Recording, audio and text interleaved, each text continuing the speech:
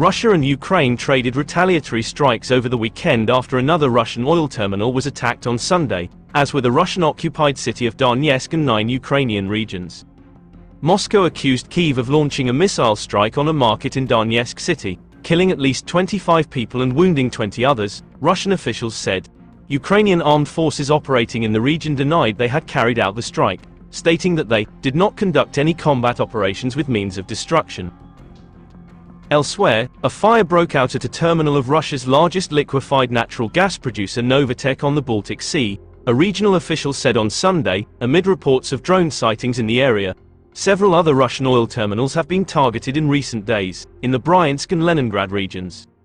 Meanwhile, Ukrainian President Volodymyr Zelensky said Russian forces shelled 9 regions in the country on Sunday. Ukrainian President Volodymyr Zelensky announced a new Polish defense package after meeting in Kyiv with Poland's Prime Minister Donald Tusk, who was making his first visit to a non-EU country since returning to the top job in December. "We appreciate such unflagging support. There is a new form of our cooperation, aimed at a larger scale of arms purchases for Ukrainian needs. The Polish loan for Ukraine," Zelensky said in a statement. Further details of the defense package were not provided. CNBC has contacted the Polish Ministry of Foreign Affairs for comment. The leaders also discussed the possibilities of joint future arms production, Zelensky said. Tusk, the former president of the European Council, meanwhile said that Poland would try to help Ukraine with its process of EU accession. It comes as the neighboring countries vow to end an ongoing and heated dispute over cross-border trade flows.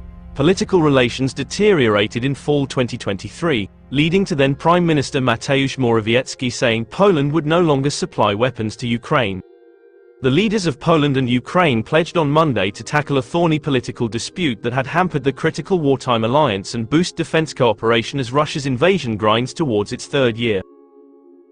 In his first visit to neighboring Ukraine as Prime Minister, Poland's Donald Tusk delivered a message of friendship to President Volodymyr Zelensky and said both sides have reached a common understanding over protests by Polish truckers. Poland will do everything to increase Ukraine's chances of victory in this war, Tusk said at a joint media briefing. Warsaw became a key ally for Kyiv as it sought Western financial and military support against Russia, but relations deteriorated in recent months when blockades at the border damaged Ukraine's economy. The truckers agreed last week to suspend their protests, which had been aimed at revoking Ukrainian truckers' permit-free access to the European Union, until March 1. "We understand the depth of the reasons that led to this kind of situation, but draw attention first and foremost to the depth of the threat that stands before our peoples," Zelensky said, adding that he welcomed Warsaw's work on the issue.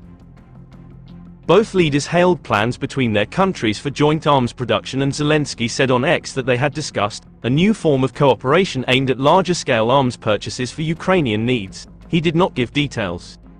The number of people killed or injured in a missile strike on a market in Donetsk city on Sunday has risen, a Russian-installed official said Monday. Denis Pushilin, head of the separatist Donetsk People's Republic, told the ROSSIYA24 news channel that 27 people have now died in the strike, and 26 are injured, news agency RIA Novosti said, reporting his comments. Pushilin blamed the attack on Ukraine, saying it had resorted to targeting civilians as a result of failures on the battlefield. The methods do not change. The worse the enemy's situation within the military confrontation, the more often they try to take it out on the civilian population.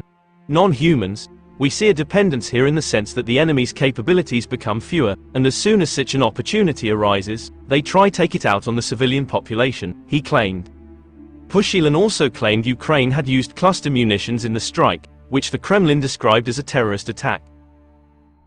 Ukrainian armed forces operating in the region denied they had carried out the attack, stating Sunday that they did not conduct any combat operations with means of destruction. A day of mourning in Donetsk was declared by Russian authorities Monday. President Volodymyr Zelensky thanked Ukrainians abroad on Monday for their support during Russia's invasion, and proposed changing the constitution to allow dual citizenship.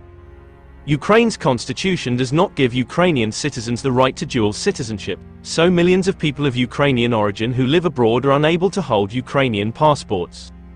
In what appeared a symbolic gesture on Ukraine's Unity Day, marking the anniversary of the unification of eastern and western Ukraine in 1919, Zelensky said he was submitting draft legislation to parliament that would allow dual citizenship.